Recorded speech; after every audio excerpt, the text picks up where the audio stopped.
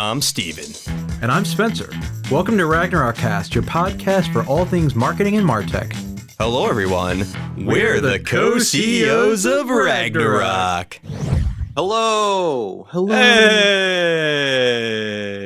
We're back again. Welcome, Heather. Hi there. Thanks for having me. Very excited about this. We're excited too. We've been wanting to have an iterable light. What iterable? We call ourselves iterators, actually. Iterators. We've been wanting to have an iterator on the podcast for a while, so we're you know really when excited. They do the robot, they call themselves the Iteratrons. Iteratrons, love it. So Heather, do you mind giving us, intro into yourself, a little bit of your background? Not at all. Very excited to be here. Thanks again. So I'm Heather Blank. I head up the go-to-market strategy and partnerships at Iterable, which is one of the market-leading AI-powered customer engagement platforms, which is a mouthful, but yet nice and descriptive for what we do. I've been in the space for a long time, so I've run the gamut on my career and started as a practitioner and a marketer with hands-on keyboard, running the email program for Petco Animal Supplies. Too many years ago, I won't say how long, and fell in love with the space at that point, and then so much so went to work for an ESP at the time. That's what we called it back then, called Responsus, and so I worked there for many years and helped grow that business to a point where we went public, and then were acquired by Oracle. So most of you know the Responsus product probably now is the Oracle Marketing Cloud. At some point, I took a turn and decided to try my chops at the ad tech side too. So I did some work with Datalogix, which was a data company that was also acquired by Oracle. I like to say Larry bought Oracle because I went there after Responsus, but it's never been confirmed or denied. And then did some work at the ad tech space, leading their product and go-to-market for data. But my heart's always been with the MarTech side and the first-party data. So I'm fortunate enough to come back over to that part of the marketing tech world and are now working with Iterable. So very excited. And so what we've decided, based on planning for this specific podcast, is that we're going to do like a mini series on MarTech marketing digital transformation. And for this one with you, we're going to focus on customer engagement platform and maybe we'll do one about CDPs and data warehouses and stuff, kind of the core building blocks of the modern stack. The customer engagement platform is the primary tool for communication in the modern MarTech stack. Heather, you've already elucidated why you are a great person to have discuss this and illuminate us. And which is why we've invited you here. Why should somebody use a modern customer engagement platform versus other options that are out there?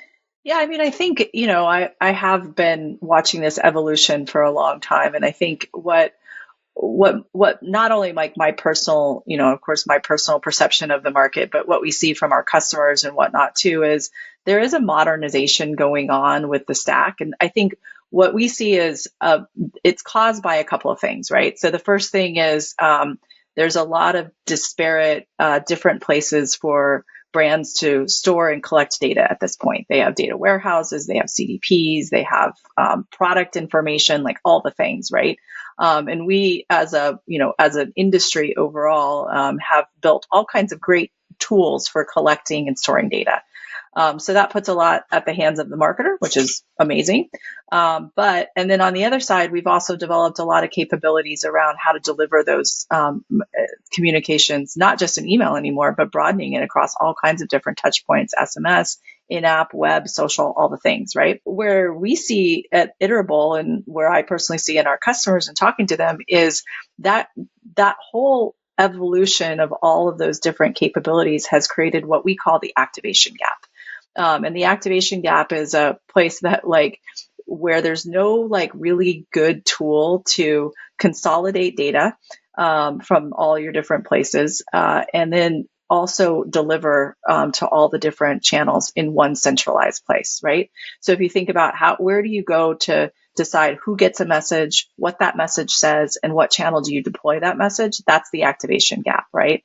And so what we're solving for and what the modern customer engagement platforms are solving for is a single place where marketers, that's marketer friendly, you don't have to write SQL code, et cetera, can do that in a single platform, and can do that with an infrastructure and an architecture that is faster than with the legacy systems from a data querying and segmentation and real-time eligibility perspective, and is AI powered, because that's a new thing that we're all infusing into our capabilities.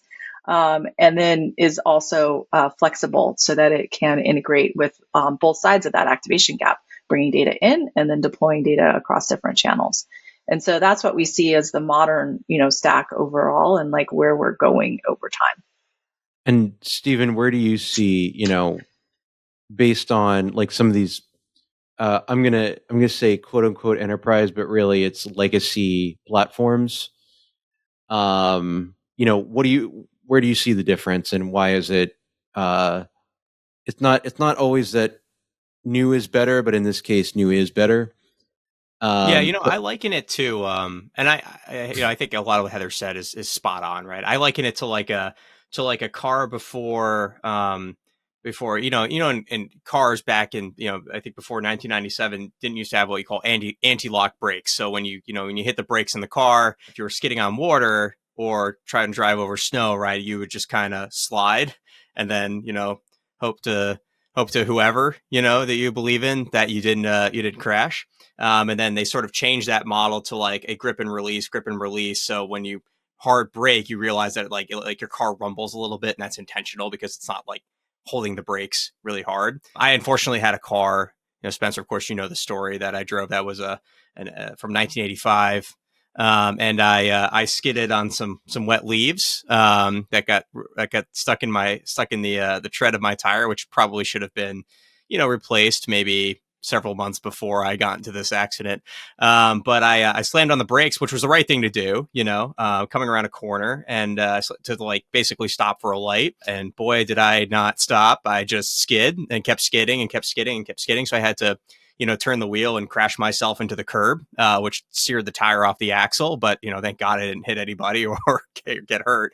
But it was that's what I sort of look at when I see these legacy platforms, right? They are infrastructurally set up to work really, really well at the beginning. They have a lot of acceleration and you can do a lot of stuff, but they break down over time and there is no replacement parts for them, right? Essentially, you have to rebuild the entire engine if you want it to actually work. In the case of, anti-lock brakes, right? That's a whole system. It's not just replacing the brake pads or something like that.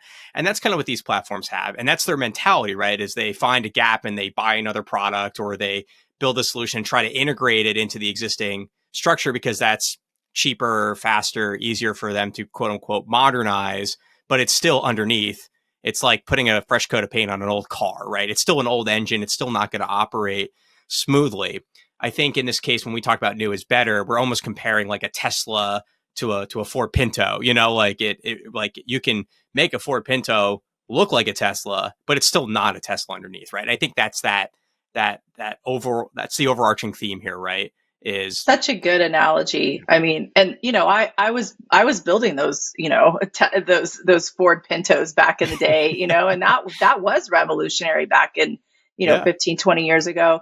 But like, to put it in perspective, we were building responses before cell phones were even like, I mean, somebody somewhere had built a cell phone, but like I didn't have a cell phone. Like, it wasn't something that and I don't think any of us in general could comprehend the amount of data that was going to become available and need to be activated and leveraged in these types of platforms, when we were building those. And you made a really good point, Stephen, like there's not really good placement parts, right?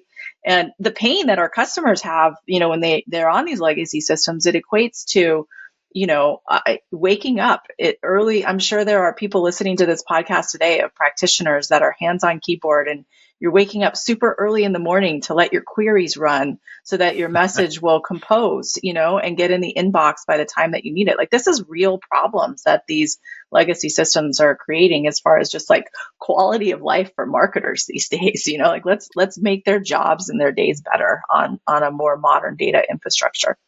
Yeah, it's funny you say. I remember having to hire a contractor back when I was working brand side to do just that. To basically, and I think they were based out of India or somewhere, the other side of the world, because at their like 1 a.m. or at our 1 a.m. when we needed the query to run was in the middle of their day, and we just needed them to go in and literally push a button to refresh the data.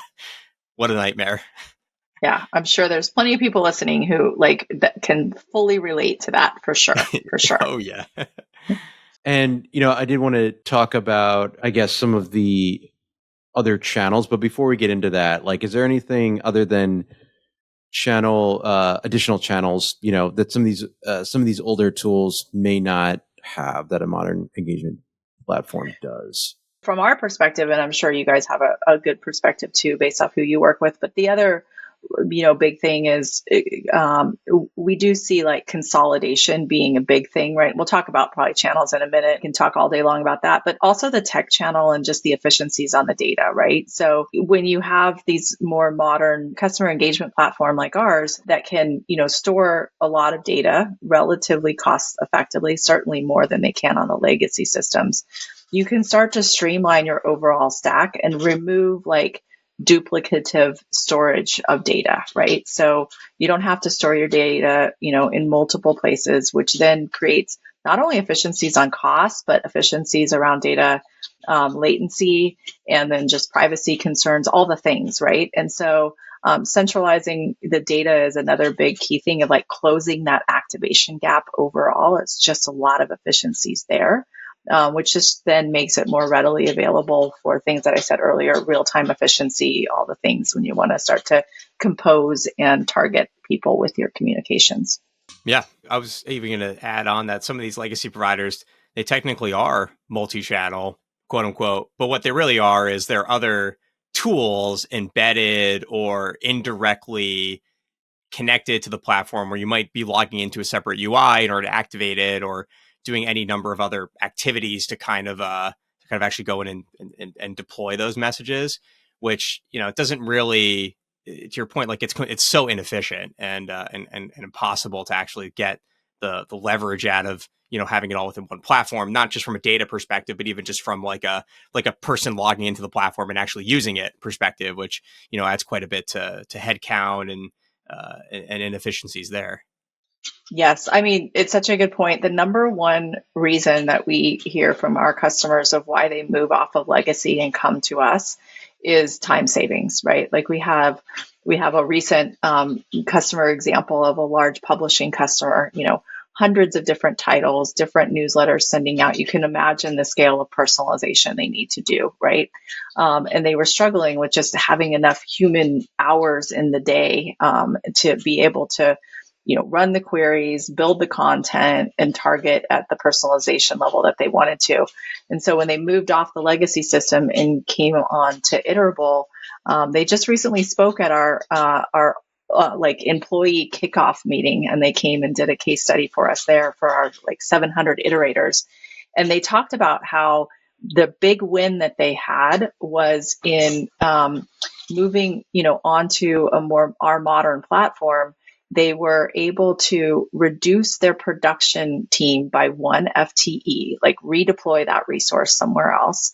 And then they were also able to send 25% more campaigns in the year because they were more efficient, which gave them more opportunities to set up new journeys, new campaigns, and like more better touch points for their customers. And like everybody in the audience at Iterable was like cheering because that's literally what all the iterators are getting up to do every day, is like help to make time more efficient, right? And then they were able to also, like in that process of removing, all what's equal to 1 FTE, like their engineering team was able to also come off of a lot of marketing requests. This is another thing we hear, right? Like our customers want their engineering teams to focus on like innovative things for their own brands. And a lot of them are like constantly addressing marketing needs, which is like annoying to everybody. It's annoying to the marketer. It's annoying to the engineering team. It's annoying to everybody, right? And so with some of our personalization tools that are not SQL, you don't have to be, a software engineer to write the code. They were able to really get personalization into the hands of the marketers as well. And so that's just, one little example of really what we're doing in our platform every day of trying to modernize our capabilities to save time and effort and create joy. Like it literally is our brand, create joy for our marketers in using our platform. And I think, for our mutual clients, I feel the efficiency isn't just the time back. It's if you're sending out 25% more campaigns, that's, definitely, I would assume, as long as they're planned out well, like more effective and a better ROI. 100%. Like even if the new platform isn't cheaper, if you're able to make 25% more potentially off of the platform, I mean, that's pretty huge lift there. Yeah, and I mean that goes back to the channel piece too, right? So 25% more campaigns, that can include adding new channels, right, and bringing more channels to centralized location and of a platform that you're orchestrating from one place. And Stephen, you were talking about this earlier, like legacy systems, they're sort of bolted on solutions for different channels. And oftentimes you have to log into different UIs, and different platforms. And not only is that cumbersome from just like a production standpoint, but it also is completely limiting in being able to drive a good customer experience, right? Because there's no really good, at least real time and efficient way of, coordinating and orchestrating what channel somebody gets a message in, and optimizing all of that when you're working with disparate systems, right? Like then you got to centralize that data somewhere else and then recreate the audience. And like, just no way to have a joyful customer experience. And so that's the other thing we said. And Spencer, you're sort of alluding to this earlier, is like, what about channel consolidation? And that's another big reason. Not only are you getting efficiencies and time on the production and the data, but you're delivering a better customer experience because you can orchestrate all of these channels to the end user, and you can have a user specific experience in your communication strategy. So if I am an SMS person and Spencer, you're more of an old school emailer, the platforms that have all channels centralized in one area can make those optimization decisions powered by AI at the individual user level, and so I get an SMS, you get an email, and away we go. And we're both getting a joyful experience that's curated for our own personal preferences overall. So that's a really good piece too. And I know Steven loves a good web push. Like that's his favorite form of communication. I was going to say, I love a direct mail, send me a postcard, give me something more joyful than, the latest coupon from a furniture company around the street or who's selling me blinds this week. Hey, don't knock direct mail. It is still very effective. Oh yeah. I mean, and that's a channel that we integrate with for sure. I mean, it definitely is. I mean, direct mail retargeting is a real thing on our platform and for our customers. So yeah, sometimes the old snail mail works for sure. So don't knock it for sure. Oh, I'm a big believer in it. Absolutely. I prefer it myself, honestly, I mean, you still kind of want mail, like you feel a little, but you want joyful mail. That's what you really want, Well, the Iterable's here to do that for sure. Yes. Every email must give me joy or I delete it. Yeah. If I'm this is middling that's joy. how Marie Kondo does it, Yeah. She's hitting spam all day long in that case, There's something to that, actually. Yeah. Unsubscribe if it does not spark joy. And then, actually, Stephen, I feel like this would be better, more eloquent or not. I don't know if you're eloquent, but better said by you, So I'll let you ask this next question here. About sure. Yeah, absolutely. And Salen, make sure you keep that piece in there that Spencer said, I'm more eloquent. I just want to make sure that. Yeah, let's not get ahead of ourselves here. Yeah.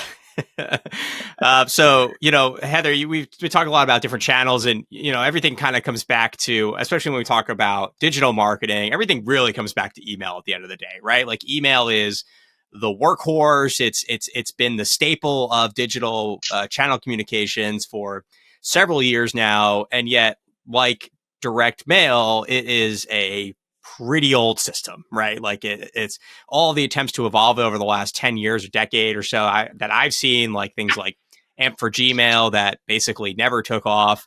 You then have like really great, I would say, paid email tools like Superhuman, but they're kind of out of reach of your general consumer.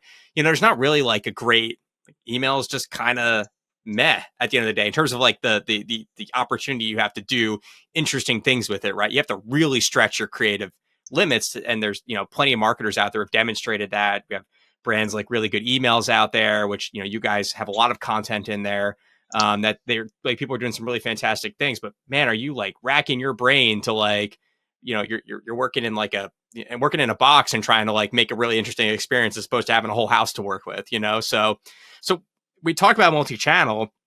It sounds great, but if I'm in a legacy platform and I'm making all my money off of email anyway, like why would I modernize, right? Like what would the expectations be around like doing multi-channel? Is it really going to make me net more money? Or is it just like, I'll get like a 5% or 2% here? It's not really going to make as big of a difference. Email's still going to be my, source of revenue.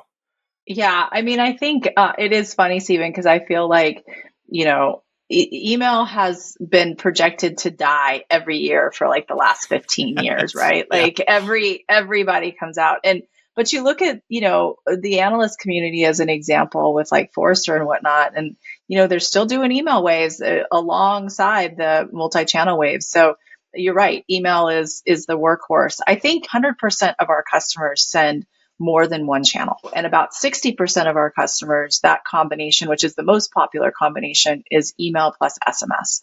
And then the second most popular is email plus in-app or push. Like we kind of couple those together. But I think the benefit that we see is, and why add other channels is, there are often two reasons that we have customers doing this largely. Is one, I don't know, I have 2 teenagers at home. They don't use email at all, right? And so if your demographic is younger, or you're looking to activate and establish a brand relationship with that younger demographic as they're coming into being the core buying segment, in our economy, you need to start engaging them in other ways, right? And so that is one big way that we see, and a reason why we see customers adding different channels.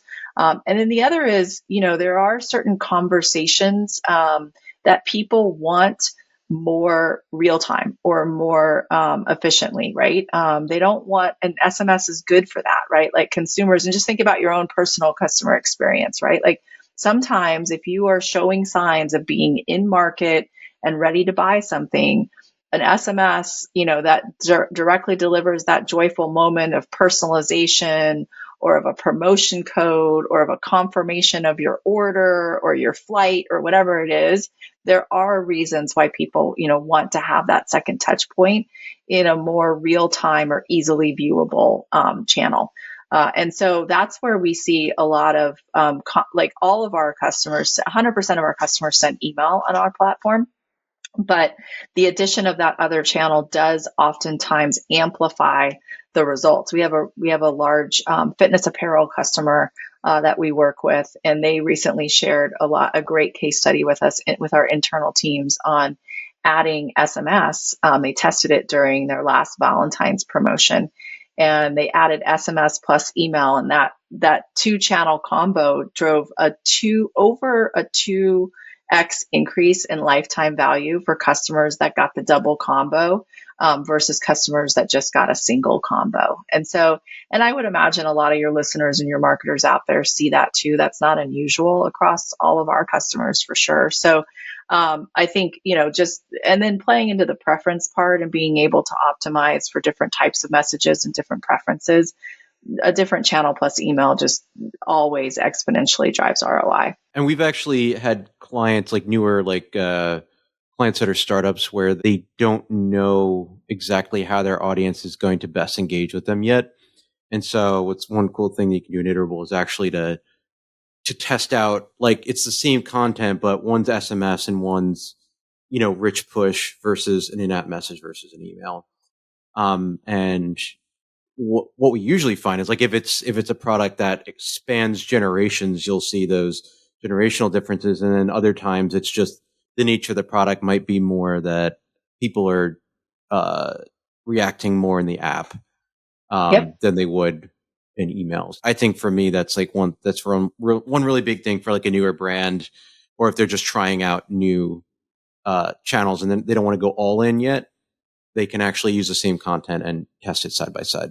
It's such a great point. And that's why, we say we're AI powered customer engagement platform, despite the mouthful that takes to describe ourselves, is because also, Spencer, you bring up a really good point in that you have to test it, but it's also, like I said earlier, it's not always the same for every individual, right? And so oftentimes the performance of the campaign in aggregate is better because you have different channels in there. Because, like I said earlier, like I might prefer one channel versus you prefer a different one. And so being able to leverage the AI to make that decisioning at the user level versus like the marketer having to just figure that out and what channels they assign different campaigns to, that drives a huge increase of ROI for our customers on the optimization front.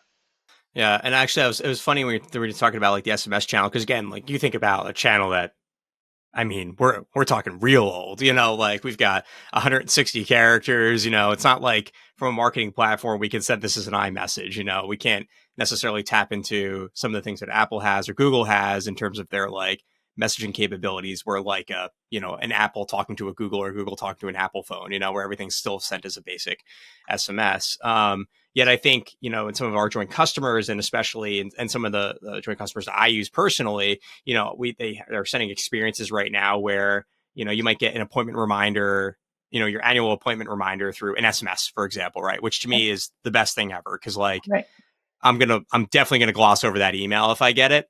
But in the SMS, they do things like, click here to book or text us back your preferred times and we'll find something available for you, which is like, yes. Because if you like do that in an email and you write back an email, then you're in like writing an email back and forth, right? Which is like a completely different mentality. There's a built-in expected delay to it. With the SMS, there's a little bit more instant gratification to it. But there's also the like, it's easier to just like say yes. I don't have to like type it. I can like do it from my phone. I'm not clicking through like an unread email. Like it just pops up in the notification. I like tap and hold the thing. I write my reply. It's done. Right. It's just so much simpler. And I think like that's where, if you're sort of in a legacy platform and you're like, that sounds like a really cool use case, how can I do that? And you can't, like there literally is no way you're going to get the SMS response in your customer service platform and get that routed back to the same short code that you sent that marketing message from fast enough. It's going to have a built-in, at minimum, 2-hour delay, right? There's just no way you're going to be able to do that. And I think it's like stuff like that is definitely the future, even if we're sort of using, quote unquote, older platforms to achieve it. But I mean, just imagine that, maybe one day we'll all switch over to WhatsApp like the rest of the world has, and we'll be able to get really, really cool experiences. But, I say that, North America specifically is not, we're stuck in our legacy technology here. I mean, I agree. Like I was just going to say it. I'm glad you brought it up. Like the experience that you just described, it's very big with our non-US based customers, right? And so I definitely think WhatsApp has been widely adopted for users outside of the US as like that channel in which they love getting service related emails and messages and confirmations. And what's great about WhatsApp, and I agree with you, like I wish the US user would get more on that bandwagon, because there's so much more flexibility in that channel, right? Like you can do quick replies with that channel. You can do just a lot more on creating that joyful experience that you just described, Stephen. Like it's even easier to do, when you're orchestrating those messages in the WhatsApp channel than SMS. So 100% agree. Like adding and this is why having it all centralized on one platform is radically important, because if you're a global brand, you want to have all of these channels as options for communication, right? And so our brands, you figure out, is WhatsApp deliver to somebody who is a non-US user, and then SMS goes to US, and then email goes to people that have higher behavioral footprint in email. Like whatever you optimize as you need to when you centralize on a single platform. In Iterable's old office, I don't know which number office this was, but it was back in like 2018. All the conference rooms were named after different like communication channels. Oh, the one on Stevenson Street or whatever it was. Yeah. And okay. And the one that stood out to me was, I think it was called something like carrier pigeon. Yep. Yep. And so I always like to ask you guys, like, when is the carrier pigeon integration? Is that is that in the Don't roadmap? write it off. Don't write it off. Yeah. I mean, it might just be robots now. So, I mean, Ooh, that's not far drone. off, right? I just have been touring college campuses, and like the big thing now is robots delivering food. Like these little guys just run all over the campus. So, Yeah. why not deliver one of your communications through, a robot on campus? That might get more attention from the college students than an email these days, right? Maybe we can automate glitter bombs. Yeah. There you go. Actually, Spencer, remember back when we were living in New York, there was this thing where I remember I can't remember when it was, but when we were doing a lot more on the video production side of our business, kind of early on, we would have to get like bike messengers, basically. Remember, there was like I think it was like Uber or something. There was an app before that where like all of a sudden like messenger service became like accessible, whereas before it was like calling a limousine company. Like you just didn't do it. Yeah, I forget what it's called, but it was like a courier. Yeah, it was like a bike courier who would go from one end of Manhattan to the other with something to get for you, and yeah, you would pay for that. Yeah, we would have to do that to like deliver tapes back and forth, and when we were doing like the 48-hour film contest or whatever, we have to get stuff in the hands, like all kinds of like use cases for that. But it reminds me of like, we jokingly say carrier pigeons, but yet like bicycle messengers came back, so like, they're I mean, there's a lot of pigeons in New York, so. Also, I wanted to address the fact that my dog is here. There's like flood warning here, and there's thunder and lightning, and he gets so scared by thunder. And so for like the first 10 minutes, his name's Arthur. For the first like 10 minutes, I kept hearing this scratching noise, and I thought it was like Steven's daughter in the background or something. And I was like, and I heard it, and he just ran in and jumped up here. So I had to. I'm consoling him while we're chatting, because otherwise he would just keep scratching in the background. You're like the emotional support person for him. I'm the emotional support person. Yeah. So you get to fly free on his ticket then, huh? Yeah. I have to go under the seat though. Yeah. Or I might be too big. They might have to stick me in the cargo. I think one thing that we wanted to talk about is like is audience building. Stephen, that was actually the question that I was referring to. And you jumped ahead, but it was actually relevant and well said. See, eloquent. That's me. I think it was well put, not eloquent, but we'll beg to differ there. So basically, yeah, it's about audience development and why do it in a customer engagement platform versus a CDP. Yeah, I mean, I think you have to do audience decisioning in a couple of places, right? And so I think it's about where is the use case appropriate. And so I think about customers who do audience decisioning in CDPs, and that is largely for like, I think of a CDP as like laying down train tracks, right? And so if you're decisioning on is this audience, and this is how a lot of our customers, I was just at a customer this week, and they were saying, listen, we're working to decide like, is this a first party owned channel activation, or is this a third party paid media, activation? Okay. And so that like upstream decisioning of audiences is done very easily and well in the CDPs. Okay. And so that sort of stuff is happening, or maybe it's like, hey, this is like an offline audience that is not orchestrated with digital, but instead just like gets our catalog as an example. All that decisioning and activation happens at the upstream from Iterable's platform. But once you make the decision that these users are users to activate in the owned channels, because that is the cheaper channel, right? And so that doesn't mean they're all customers. That means that you have a way of communicating with them in a first party environment, which is good. Like that's a way to extend the ROI on your paid media, capture it. We have lots of customers, converting from high investment in acquisition and instead reinvesting on the paid media side. So get the email address, get the opt-in of SMS, get something to like extend how you can communicate with them to pay off your media investment. So activate onto your customer engagement platform, and then the decisioning from there. Really, customers do use our platform at that point because one, it's faster because to send data back and forth to like trigger things and all that, you lose all that real time eligibility. Two is there is a large set of data that I always explained is like the exhaust of our platform that isn't anywhere else in the stack. Who opened an email? Who clicked on an email? Who responded? What channel is their preference? All the things, right? So there's a lot of other data that just lives natively in our platform that then customers use to make further audience decisioning and triggering details there. Also, oftentimes when you're composing an email, you're creating, you guys do this all day long, you help customers do this, you need to do decisioning and segmentation for personalization purposes, right? And so doing that all in our platform at the point of the message delivering versus it's just cumbersome. Okay, the old school way is customers are creating static segments in their CDP for who gets an email about shoes versus who gets an email about, purses or accessories. And then, trying to do all that and then send us those separate lists, like that's clunky, not real time, and hard to manage and report on and adjust based off of the customer preferences and behavioral data. So activate on our platform, send that audience over, and then use the decisioning for personalization, triggering journeys, and just overall, I just think it's become more efficient to do it a little bit lower stream in our platform.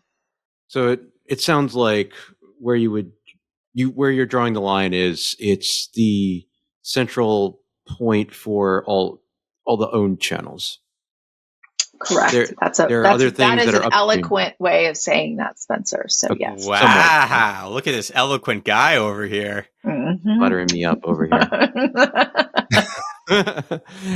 So something that we run into a lot is like, when is a brand or a potential customer of ours ready to take the next step to a modern engagement platform? Now, obviously, from a monetary standpoint, they're probably always ready for it. But there are some ducks that they must put into a row before they're truly ready to get the full utilization out of it. So, either one of you, when do you feel that a company is ready to take the next step? Yeah, I don't know, Steven, you want to take it? Yeah, I think to start off with, and a lot of what we see in companies undergoing digital transformation is they're typically starting with their data infrastructure. And usually the impetus for that is, and we work with many customers who literally still have a server in a closet somewhere, on site. And, I think, COVID, of course, sort of accelerated, are we going to keep this lease or not? And then, well, we have to keep it because we literally have a server in the closet here and it's going to take a lot of money and effort to move this thing. But also just the accessibility of that data and the reliability of it and all kinds of other things is starting to really prompt many companies to say, well, okay, I want to get this all in the cloud. I actually think it's going to be cheaper in the cloud than it is to literally have the server, in my office. There's some limited use cases where, for security concerns or things like that, where you're probably never going to get away from that. But the vast majority of companies out there don't have to think about that. And so part of these exercises we see is, maybe in the last, 5 or 10 years, they've been building an infrastructure, data infrastructure in, Amazon off of AWS and S3 and Redshift, or they're on the Google set using BigQuery. And now, and some of them even more recently are using tools like Databricks and Snowflake. And they have this sort of modern data set that they're working with, but they need actually all the legacy data that has maybe some core transaction information is on there that's not available in their cloud data set. And so there's been sort of this larger kind of consolidation exercise. But as they've gone through that, they're starting to realize, okay, well, I also have some other kind of crusty pieces of my, application that I'm holding up that's using this, literally data sitting in a closet. And so this is kind of bringing it to the forefront of, this sounds like a great exercise. You're going to make no money off of it. The only thing that you gain out of it is stability and business continuity, right? Which, are important things, don't get me wrong, but when you think about, I am going to deploy a percentage of my workforce that's going to generate literally no revenue off of this operation, how can I actually take advantage of that and generate revenue off the back of it? And I think that's where you come to this point where you are very much ready for a customer, like a modern customer engagement platform. Now, maybe you're not replacing your entire, email infrastructure, or as we've worked many times before, your homegrown, custom built email infrastructure. And We won't maybe name any names, but we won't name you know any you are. names of multiple clients who have made this decision at some point in the past. But when you kind of come to this point and you're like, okay, well, rip and replace that also looks like it's going to be a long period of time. But man, I'm leaving a lot of money on the table. What we've actually seen a lot of people do is to sort of shift their mindset to say, I'm going to move my marketing engagement program. I'm going to start there as a part of my digital transformation. And I might as well go to a platform that's going to support this new data infrastructure that I have. It's going to integrate with Snowflake or Databricks or BigQuery or Redshift or Azure, which, by the way, big highlight, right? Smart Ingest with the Iterable and High Touch partnership is like the perfect gateway for that and has so much versatility in how you can leverage that data, which I think is well and ahead of where some of the other modern players are in the system, where maybe they've kind of built some of this, or they've built kind of custom integrations with some of these partners, but haven't quite taken the route that you guys have with working directly with a vendor and a partner and having that integration natively done and having that much more versatility in the types of data sources you can take, which I think is extremely powerful the way that you guys are doing it. And being able to kind of tap into that without necessarily setting up a complex, event or other type of architecture. You're moving from people who are, Heather, as we mentioned, getting data updates at 1 a.m. that they're then going to send emails at 10 a.m. or 11 a.m. or SMS, literally hours later. And so the staleness of the data is very apparent. And so being able to kind of deprecate that piece of the marketing and use a modern engagement platform, that's like the perfect, in my opinion, like starting point, right? Because you're working with the clean data. As the data migration project continues, you get access to more and more data. And then you get to the point, where you have this sort of marketing vision of what you want to do, and you're graduating into that over time. Your team's catching up from a capability standpoint. You're kind of able to accelerate and use some of the AI features within the platform that you don't have anywhere else in your tool. And again, just like you mentioned, where you can and then exhaust that information back into the data warehouse and then have other places be able to activate that. Again, CDP being a main consumer of that type of data. But still, I think that's like, to me, that's the kind of ideal starting point, especially if you're on like a legacy provider and you're, again, stuck there because of your, wonky data infrastructure. Yeah, I mean, 100% agree. That is definitely like brands that are moving towards a data transformation and modernization, which are largely moving towards the data warehouses and whatnot that you described. Like that's definitely a sign. So if all your listeners out there, your organization is talking about that, like, yes, you are definitely ready for a more modern customer engagement platform. Also, I would say, listen, if you are, as a listener and somebody that's, I assume you're all listening because you're marketers out there.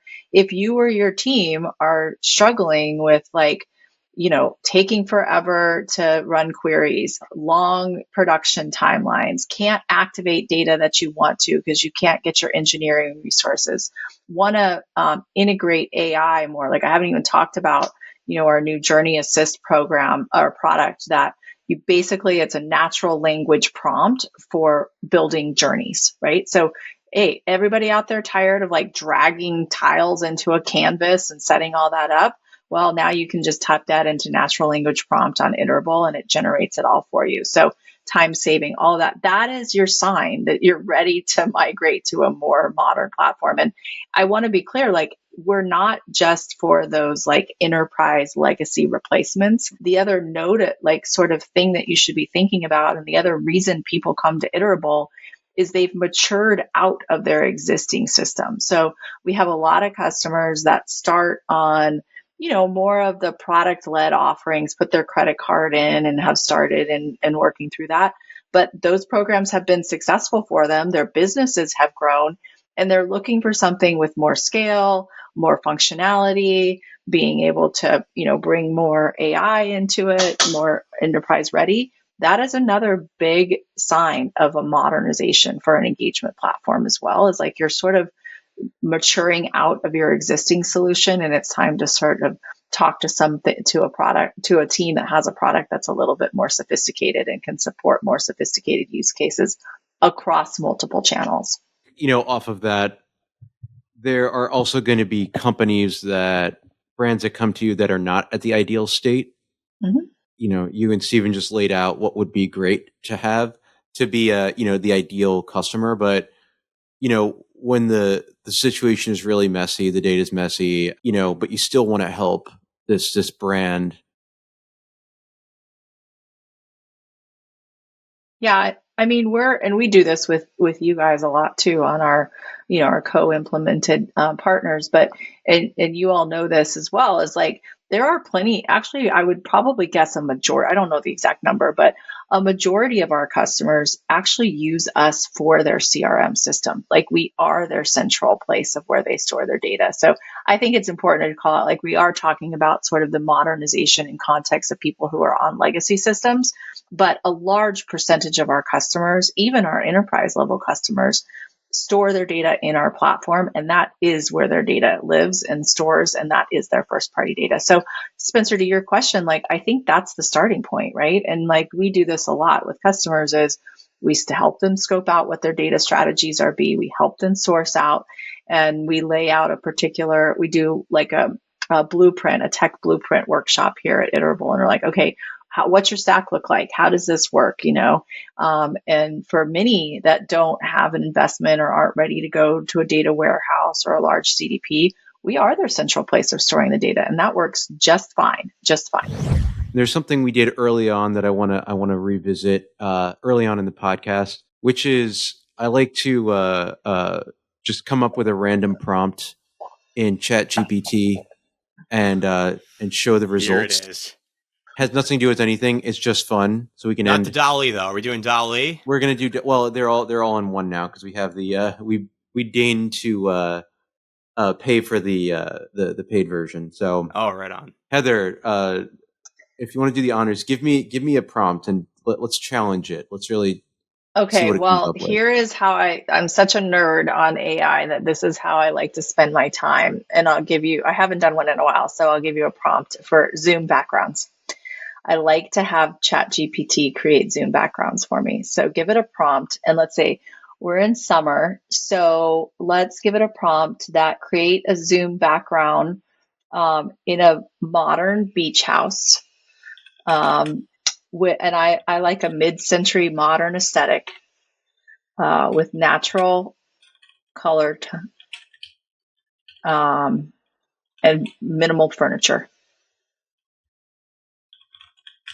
Can I add one piece to this? Yeah. Oh, please do. Puppies. There is a prominent piece of artwork featuring the Iterable logo. Perfect. And a puppy. Yes. Because everyone loves puppies. This is where it's going to start to go awry. Actually, yeah, I love it.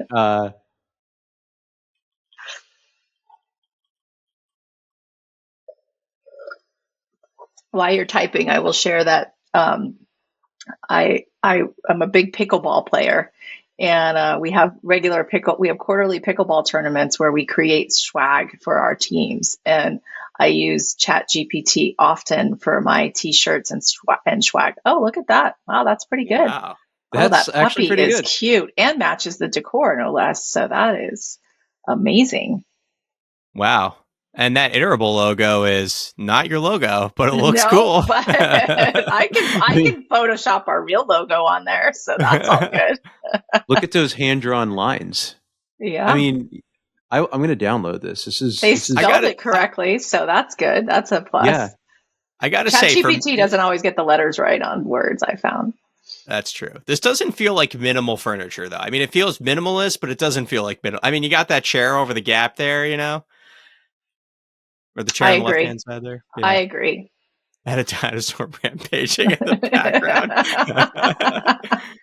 That'll really get them. All right, I promise this is... Oh, wait. The couch looks so strange, though. And then it also added it's more always furniture. missing legs. Yeah, it's always missing legs. You know, the for some reason the AI cannot get the legs on the couches right at all. Oh yeah, it's starting to turn into like one of those like Escher paintings where like the stairs go up and they're actually going down at the same time. Oh, yeah, Yeah. you're right. You're right. Yeah. Spencer did not understand your prompt there, unfortunately. No, it Oh, was it's all like good. nah. But it was pretty. Actually, overall, the initial prompt was pretty good. The power of AI. Ding. I mean, power of AI, you can build Zoom backgrounds and then, also build your journeys in Iterable with natural language prompts. It's all open and real these days. So I love how you brought my randomness back in. It's great, top it's all notch. good. But yeah, thank you. So we're out of time for today, but Heather, thank you so much. I mean, we learned a lot about why should you modernize to a current best in breed customer engagement platform, why you should consolidate all your channels into one of those, and when a brand is ready to make the move. And if they're not, they can make the move anyway. There's still a really strong case to be made to do it anyway. Yep. Well, thank you both. It's always a pleasure to chat with you both and the dog. So thank you.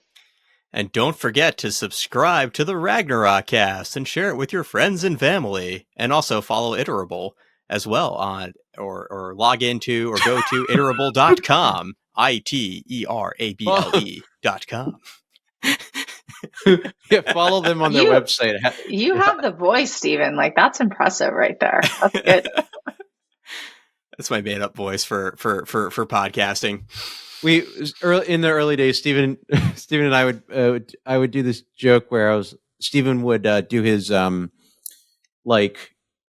his I'm on a call voice, and I which sounded markedly different because it was when working remotely was like sort of starting to become a thing, and we were roommates back in the day, and I was like, wow, he sounds really different. And so when he came out of the room, I was like, hi, my name's Stephen Aldrich. You might know me from this call. It's so true. My wife even does the same thing now, where she's like, am I talking to my husband or am I talking to business Stephen? I oftentimes get accused of don't use your work voice with me. Yes. Yeah. In my house. Yes. It's sure. When you throw too many like circle the wagons and types of sayings in your sentence structure, you're getting into work voice mode. It's like, I would have level set on that, and then we'll circle back and double click on it. Absolutely. Who are you? I asked you to get me a sparkling water out of the fridge. What are you doing? Well, thanks, guys. This was really fun. I totally appreciate it. So always fun. Yeah, it was great to have you on.